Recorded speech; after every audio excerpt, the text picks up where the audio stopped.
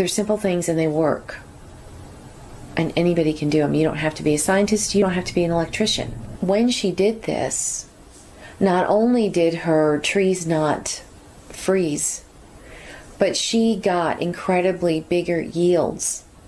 So the plants repaired themselves in these conditions. Once you build it, there is no cost to run it. So it runs indefinitely, free. George Van Tassel. Hey everybody. Hello. Tonight's going to be a quick video. Thank you. I think it was Rochelle who listened to Secret of Light and suggested that I take a look at that book, When Stars Look Down by George Van Tassel, because she wanted me to read it for you. Fascinating book. I'm afraid that the copyright is still in effect, so I'm not able to read it verbatim. But I have started reading it myself, and it is easy to understand for a layman. You don't have to be scientifically inclined. I do see things artistically, and they're drawings, and so some of them are interesting. I'm going to talk about them tonight. So George Van Tassel, for those of you who are familiar, he said he was contacted by an alien ship, and one of the aliens in particular kept up communication with him, and because of it, he built the Integratron. I think that's how you say it. And he found a perfect spot to build it. It is over, I think the word that was used was an aquifer in the middle of the desert. So that is fascinating.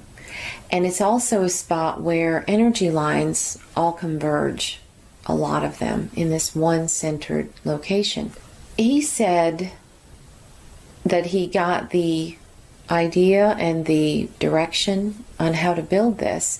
I don't think he took full credit for all of the design, because there were other men and perhaps women, I don't know, but other people involved in the project that volunteered their time to get it built. But it is a dome out in the middle of the desert. I think it's called Giant Rock, but don't quote me on that. I'll have to look that up. And I'm sure it's flashing now. Anyway, he had an airstrip out there, and then not far from there, he built this building. And he was very specific about the way it was built. And there are some videos out there about it, so you can check those out. It is a perfect acoustical chamber, and there have been a lot of things that have been filmed out there. Some bands have used them. Anyway, I'm not going to go into all the ways. And the people that own it now allow people to come in and take what they call sound baths, where they use the drums, like the singing drums, and it becomes an experience in there. So tours are allowed to go through there. But he said it was a time machine, and that it was a way to extend people's lives.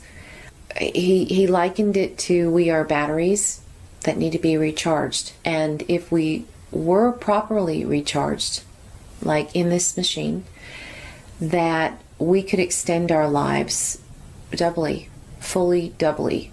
He was talking about 150 years old.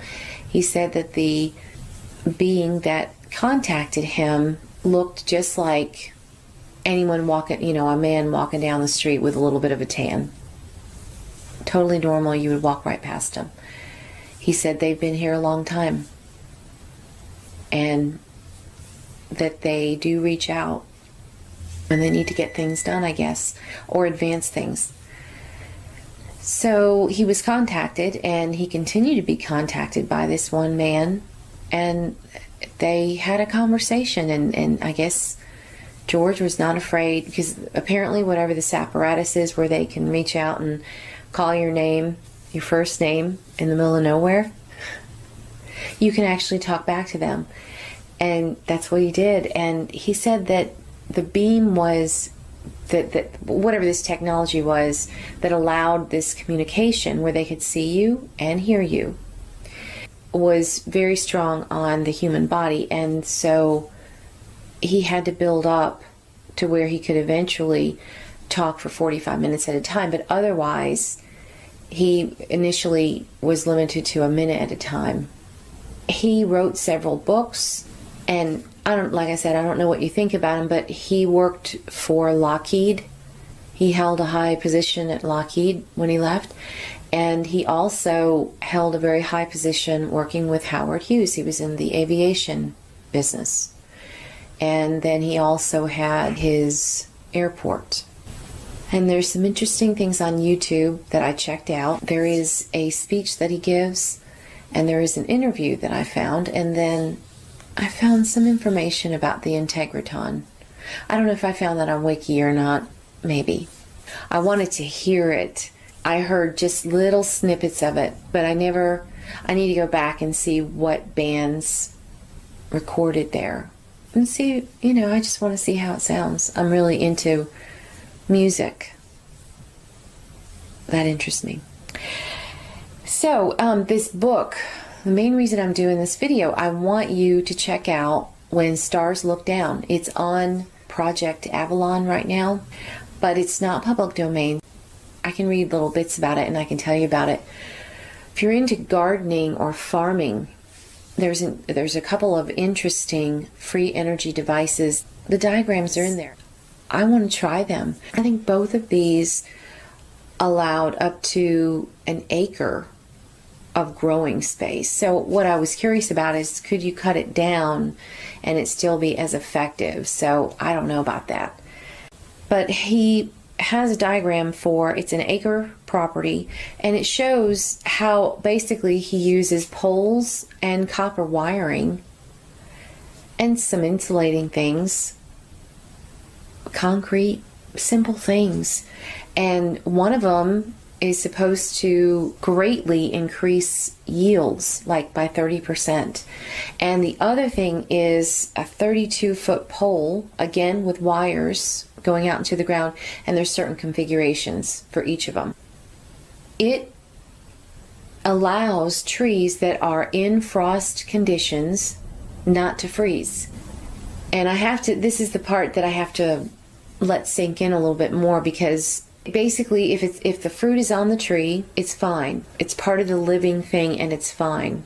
If it falls to the ground, then it's not. It would freeze inside the radius of this apparatus. Once you build it, there is no cost to run it. So it runs indefinitely, free.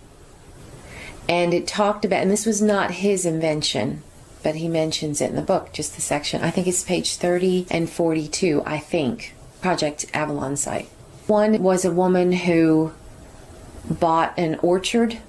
She didn't realize it was past its prime. There was a special term they used. She didn't realize that.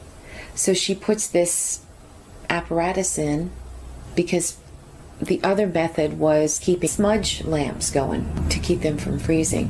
When she did this, not only did her trees not freeze, but she got incredibly bigger yields. So the plants repaired themselves in these conditions. And when she saw that, I think she started with 5 acres. And then when she saw how well they did, she put it in the rest of her farm. They had to bring in props for the tree limbs because they got so big and so full of fruit. So they're simple things and they work. And anybody can do them. You don't have to be a scientist. You don't have to be an electrician. There's no power. It's using the properties of the earth. It's using the positive and negative influences that are already present, working with them, as in nature. He talks about that a lot. He talks a lot about Tesla, that's what Tesla did, that he followed nature. And that was the key to free energy. Check out that book. But it's fascinating. It is free to find and easy to understand. George Van Tassel. Interesting guy. Check him out. Thanks so much for watching. Take care next time. He followed nature, and that was the key to free energy.